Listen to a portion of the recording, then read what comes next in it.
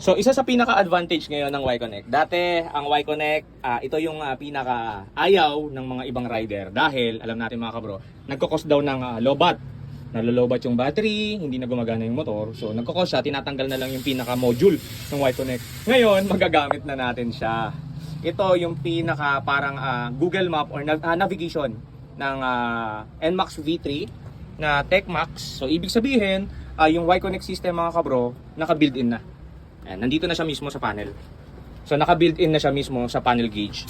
So mamaya tetestingin natin mga kabro kung anong advantage nito. Tapos may nakita pa ako rito kanina mga kabro, may mga message, nakikita natin yung message pero hindi tayo makakapag-reply.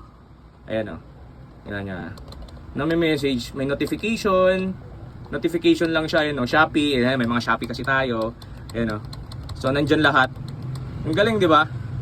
So very useful ngayon mga kabro yung Y-Connect system ni Yamaha. Ang galing, di ba? Hindi na sakit sa ulo yung Yamaha kasi much better na siya ngayon. Instead na gagamitin natin yung Y-Connect sa cellphone, pwede natin gamitin sa ayun, no? Mapapansin mo, gas na malapit sa atin, di ba? Isa sa pinaka-advantage, near gas station. Ayan, may C3, Phoenix, Shell, Petron. Ayan. Tandaan natin na may tamang RPM sa kada palit ng ship. Sa touring mode, 5,000 RPM, pwede ka nang mag-ship up. Mamaya explain natin.